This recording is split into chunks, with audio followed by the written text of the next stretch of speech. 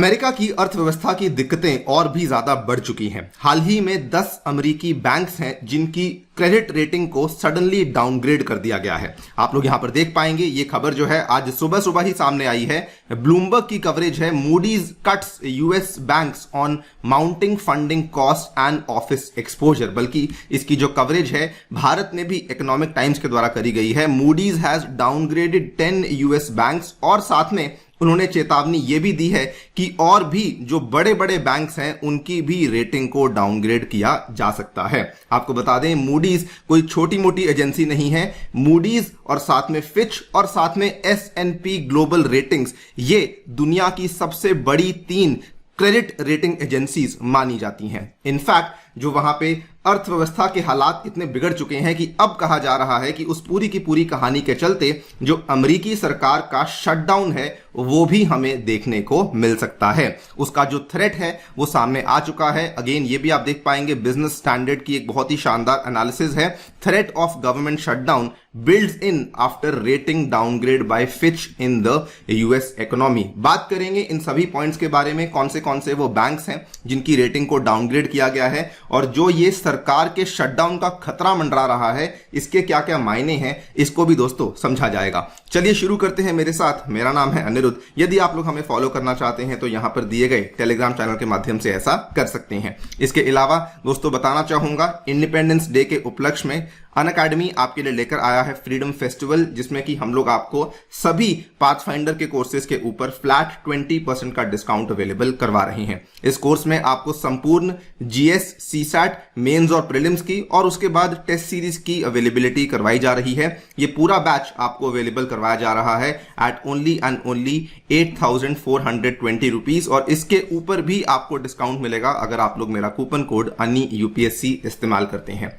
Also उड़ान batch के साथ आपको ऑप्शनल का कॉम्बो भी अवेलेबल करवाया जा रहा है, जो कि इंडिया का सबसे ज्यादा अफोर्डेबल, सबसे ज्यादा कॉम्प्रिहेंसिव बैच है, जिसमें आपको हिस्ट्री, एंथ्रो, ज्योग्राफी और PSIR के ऑप्शनल्स को अवेलेबल करवाया जा रहा है। ये संपूर्ण बैच आपके लिए अवेलेबल है in only and only 14,315 rupees. Also use my coupon code so that आपको यहाँ पे और भी अच्छे डिस्काउंट्स अवेलेबल करवाए जा सके। बता दूं कि आने वाले उड़ान बैच में, जो कि 17 अगस्त से शुरू होने वाला है, साइंस एंड टेक का जो कंप्लीट कवरेज है वो दोस्तों मेरे ही द्वारा आपके लिए करवाया जाएगा, जिसमें कि space tech, defence tech, biotech, information technology, इन सभी टॉपिक्स के ऊपर हम लोग डिटेल में बातचीत करने वाले हैं।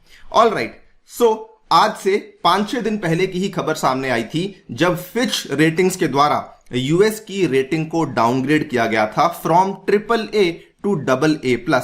ना वैसे तो AA+ भी अपने आप में बहुत ही बढ़िया रेटिंग मानी जाती है, लेकिन अमेरिका के लिए ये एक बहुत ही बड़ा झटका था, बिकॉज अमेरिका के पूरे इतिहास में केवल दूसरी बार ऐसा हुआ है कि अमेरिकी सरकार की जो रेटिंग है उसको डाउनग्रेड किया गया है। पहली बार 2011 में हुआ था। उस टाइम पे जानी मानी एजेंसी स्टैंडर्ड्स एंड पुअर, जिसको हम लोग S&P के नाम से जानते हैं, उसके द्वारा यहां पे रेटिंग को डाउनग्रेड किया गया था। और अब दूसरी बार जो हमें देखने को मिला है, फिच के द्वारा बेसिकली रेटिंग को डाउनग्रेड किया गया है। फिच का कहना यह था कि यूएस की सरकार में जो डेट है, जो इनका ऋण है, जो इनका उधार है, वो हर सरकारी स्तर पर बहुत बढ़ चुका है। फिर भले हम लोग केंद्रीय स्तर पर बात करें, फिर भले हम लोग राज्य स्तर पर बात करें, इवन अगर हम लोग लोकल लेवल पे बात करते हैं तो वहां पर भी हमें जो माउंटिंग डेट्स हैं वो बहुत ज्यादा बढ़ चुके हैं।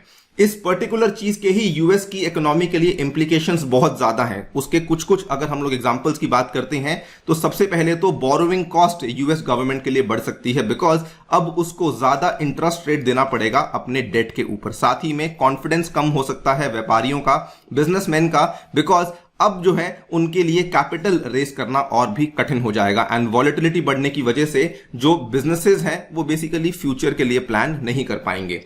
अभी ये वाली न्यूज इकोनॉमी के द्वारा एब्जॉर्ब हो ही रही थी कि अब एक और नया झटका अमेरिका की सरकार के लिए सामने आ चुका है, बिकॉज मूडीज के द्वारा अब 10 अमेरिकी बैंक्स को डाउनग्रेड कर दिया गया है। इनफैक्ट जो मूडीज की लेटेस्ट असेसमेंट सामने आई है, इसमें कुल मिला के इन्होंने 27 बैंक्स की असेसमेंट को चेंज किया है, जिसमें कि 10 बैंकों की रेटिंग को तो आउटराइटली डाउनग्रेड कर दिया गया है, लेकिन और भी कुछ बड़े बड़े बैंक्स हैं जिसमें इन्होंने चेतावनी दी है कि यहां पर हम लोग भविष्य में आने वाले टाइम में इनकी रेटिंग्स को भी डाउनग्रेड कर सकते हैं। सो मूडीज के द्वारा कुल मिला के दो बड़े कदम लिए गए हैं। पहले तो इन्होंने 10 यूएस बैंक्स की रेटिंग को डाउनग्रेड किया है by 1 notch, and secondly they have placed some banking giants on review for the potential downgrades. यहां पर आप देख सकते हैं कि जो 10 यूएस बैंक्स को डाउनग्रेड किया गया है, इसमें कुछ जाने माने नाम जो सामने आते हैं जो कि अमेरिका में बहुत ही फेमस हैं। इनका नाम है M and T bank, pinnacle financial partners, prosperity bank, BOK financial corporation. लेकिन जो और भी कई सारे लेंडर्स हैं और भी कई सारे बैंक्स हैं जिनके रिव्यूज यहां पे लाए गए हैं, वो है PNC financial services group, capital one financial corporation जो कि स्टैंड आउट करता है इस लिस्ट में बिकॉज ये यूएस के टॉप 10 बैंक्स में आता है, Citizen Financial Group, Fifth Third Bancorp Regional Financial Corporation, Ally Financial Inc, Bank OZK, Huntington Bank shares. तो ये कुछ और बैंक्स हैं जो कि नामी गिनामी बैंक्स हैं जिनके बारे में मूडीज का कहना है कि आने वाले भविष्य में इनकी रेटिंग्स को भी हम लोग चेंज कर सकते हैं। चेंज क्या, बल्कि इनकी रेटिंग्स को भी हम लोग नीचे गिरा सकते हैं। तो ये अपने आप में एक बहुत ही बड़ा झटका है for the US economy because banking sector के ऊपर अब एक नया खतरा मंडरा रहा है। कारण जिसकी वजह से मूडीज के द्वारा इस रेटिंग को सडनली डाउनग्रेड किया गया है, इनका कहना है कि एक तो फंडिंग कॉस्ट बहुत ज्यादा बढ़ चुकी है, secondly potential regulatory capital weaknesses, thirdly rising risks which are tied to commercial real estate loans, and fourthly amid weakening demand for office space। ये सभी बैंकों में हमें दिक्कतें देखने को मिल रही हैं। मूडीज का बल्कि ये कहना है कि ये असल में सारी की सारी प्रॉब्लम इसलिए हुई है बिकॉज आज से 2-3 महीने पहले अगर आपको याद होगा, अमेरिका में सिलिकॉन वैली बैंक और सिग्नेचर बैंक में हमें कोलैप्स देखने को मिला था। उस कोलैप्स के बाद क्या हुआ, बहुत सारे जो लोग थे वो अपना जो पैसा था उसको रीजनल बैंक्स में जाकर के जमा करने लगे, लेकिन जो रीजनल बैंक्स थे वो असल में इतने सक्षम नहीं थे कि इस पैसे को संभाल सकें और आज वहीं पर हमें दिक्कतें देखने को मिल रही हैं। सो ये एक तरीके से जो पहले हमें क्रैश देखने को मिला था उसी का एक डोमिनो इफेक्ट है जो कि आज हमें इन छोटे बैंकों में देखने को मिल रहा है। लेकिन मूडीज का साथ में ये भी कहना है कि there is a high possibility कि कुछ कुछ बड़े नाम भी हैं यहाँ पे, जैसे सिटीजन फाइनेंशियल ग्रुप और कैपिटल वन फाइनेंशियल ग्रुप, इनके ऊपर भी हमें आने वाले टाइम पे इंपैक्ट देखने को मिल सकता है।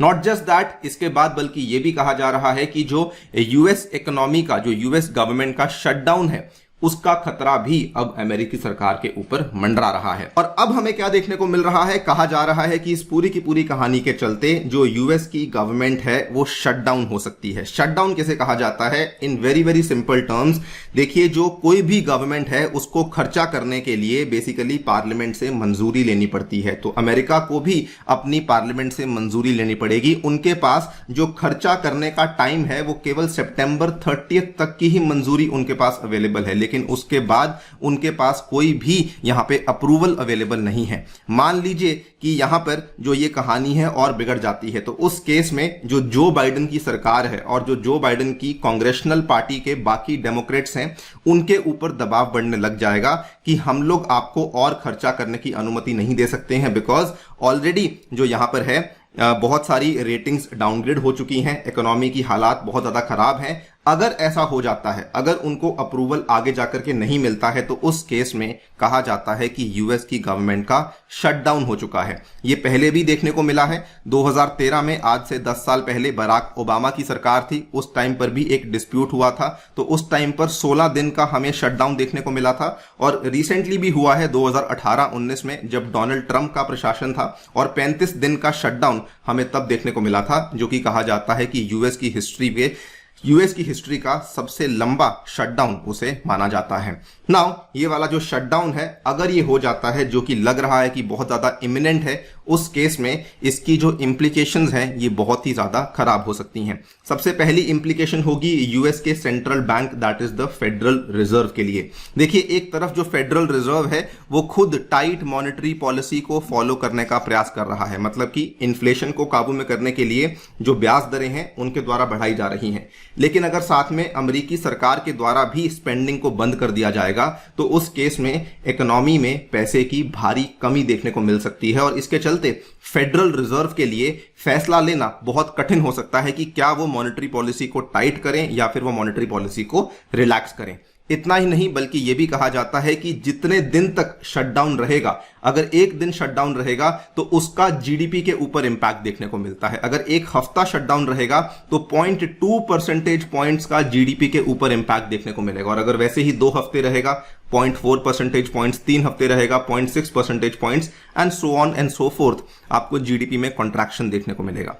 एंड ऑब्वियसली जब हालात इतने बिगड़ जाते हैं कि ना तो आपका जो सेंट्रल बैंक है वो पैसा रिलीज कर रहा है और दूसरी तरफ ना ही आपकी जो सरकार है उसके द्वारा स्पेंडिंग करी जा रही है, उस केस में इकोनॉमी में रिसेशन आने के भी चांसेस बहुत ज्यादा बढ़ जाते हैं, बिकॉज मार्केट में सडनली एक डर बैठ जाता है, बिकॉज जो स्पेंडिंग है वो सरकार की तरफ से बंद हो जाती है। इसके पहले भी इनफैक्ट आप देख सकते हैं कि 1995 में यूएसए में 2 back to back government shutdowns देखने को मिले थे, और उस टाइम पे क्या हुआ था कि जो बॉन्ड यील्ड्स थी वो यूएस में सडनली बहुत ज्यादा गिर चुकी थी। आप देख सकते हैं इनफैक्ट जो ये शटडाउन था ये देखने को मिला था जनवरी में, लेकिन एंटीसिपेशन में बॉन्ड यील्ड्स पहले ही गिरने लग जाती हैं, जिसमें कि आप देखिए नवंबर में और दिसंबर के महीने में ही हमें बॉन्ड यील्ड्स जो है बहुत ज्यादा गिरती हुई देखने को मिली। इनफैक्ट जब ट्रंप की सरकार के तहत शटडाउन हुआ था 2018 में, जो कि 35 दिन तक चला था, उस टाइम पर भी आप देख सकते हैं कि शटडाउन होने के पहले ही हमें जो है बॉन्ड यील्ड्स में भारी गिरावट देखने को मिलने लग चुकी थी। यहीं पर आप देख सकते हैं कि एंटीसिपेशन में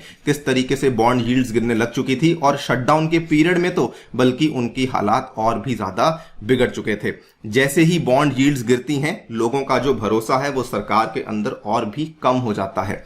सो डेफिनेटली अगर ये प्रॉब्लम बढ़ती जाती है, there is a high possibility कि यूएस गवर्नमेंट का जो शटडाउन है वो भी हमें देखने को मिल सकता है। और अगर यूएस गवर्नमेंट का शटडाउन देखने को मिलता है तो ये ऑब्वियस सी बात है कि उसका जो इंपैक्ट है ये हमें दुनिया भर की economies including the Indian economy पर भी देखने को मिलेगा।